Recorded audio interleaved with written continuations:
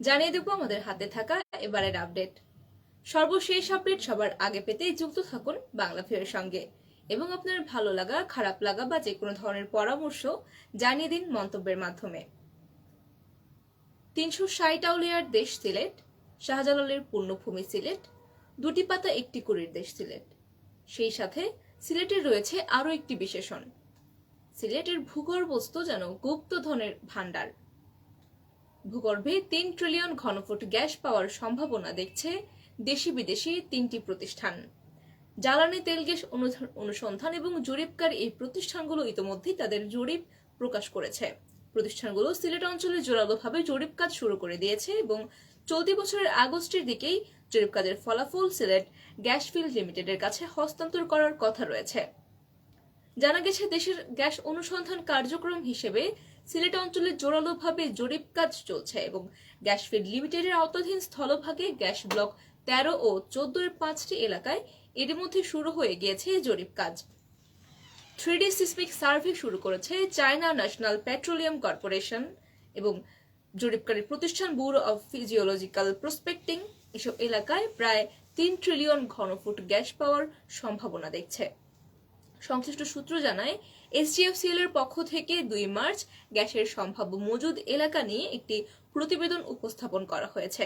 জ্বালানি বিভাগের সচিব ডক্টর মোহাম্মদ খায়রুজ্জামান মজুমদার প্রতিবেদনটি উপস্থাপনের সময় সেখানে উপস্থিত ছিলেন এবং প্রতিবেদনে এসজিএফএল এর আওতাধীন সিলেটের গ্যাস মজুদ, উত্তরণ এবং সিলেট এবং মৌলভীবাজারের 5টি গ্যাসের সম্ভাব্য মজুদের এলাকার তথ্য উঠে আসে এবং এটা দেখানো হয় ব্লক 13-14 আওতাভুক্ত মৌলভীবাজার জেলার হারারগঞ্জ, বাগচিয়া, ডুপিটিলা এবং সিলেট দক্ষিণ এবং জকিগঞ্জ এলাকায় 2813 বিসিএফ গ্যাসের সম্ভাব্য মজুদ রয়েছে এবং এই নিয়ে এই 3টি বিশেষ দেশ বিদেশি প্রতিষ্ঠান অলরেডি জরিপ কাজ শুরু করে দিয়েছে এবং চলতি বছরের আগস্টেই তারা সিলেট গ্যাস ফিল্ড লিমিটেডের কাছে তাদের জরিপের গবেষণার প্রতিবেদন উপস্থাপন করবে।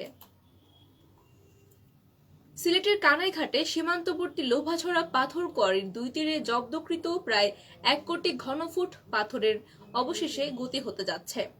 মজুদ থাকা পাথরের মাপজোক শুরু হয়েছে এবং উঠছে নিলামে। বিদ্যুৎ, জ্বালানি এবং খনিজ সম্পদ মন্ত্রণালয়ের খনিজ উন্নয়ন ব্যুরোর নির্দেশ মতে 2 এপ্রিল থেকে লোভাছড়া কোয়ারিতে জব্দকৃত পাথরের পরিমাণ ও গুণাগুণ বিবেচনায় নিলামের লক্ষ্যমূল্য নির্ধারণের জন্য প্রতিনিধি দল কাজ শুরু করে দিয়েছে। জানা যায়, রবিবার দুপুরে প্রতিনিধি দলের আহ্বায়ক খনিজ সম্পদ ব্যুরোর পরিচালক মোহাম্মদ আব্দুল বাশার এবং সদস্য সচিব মাহফুজুর রহমানের নেতৃত্বে 8 সদস্যের একটি দল কোয়ারি এলাকাটি পরিদর্শন করেছেন এবং এ সময় তারা জব্দকৃত পাথরের স্থানগুলো ঘুরে দেখেন এবং পরিমাপের কাজও প্রত্যক্ষ করেন। প্রতিনিধি দল 5 এপ্রিল পর্যন্ত কোয়ারি এলাকায় অবস্থান করে জব্দকৃত পাথরের পরিমাণ কাজের তদারকি করেছেন এবং উপজেলা নির্বাহী কর্মকর্তা সুমন্ত ব্যানার্জি জানিয়েছেন, প্রতিনিধি দল রিট মামলার আওতা বহির্ভূত পাথরের পরিমাণ এবং গুণাগুণ বিবেচনায় নিলামের লক্ষ্য নির্ধারণ করে আগামী 20 কার্য দিবসের মধ্যে বিএমডিতে প্রতিবেদন দাখিল করবেন এবং এরপরেই পাথরগুলো নিলামে উঠবে। জানা যায়, প্রায় 4 বছর আগে লোভাছড়া পাথর কোয়ারির ইজারার মেয়াদ শেষ হওয়ার পর কোয়ারির 2 তীরে অবস্থিত প্রায় 1 কোটি ঘনফুট পাথর জব্দ করে সিলেট পরিবেশ অধিদপ্তর।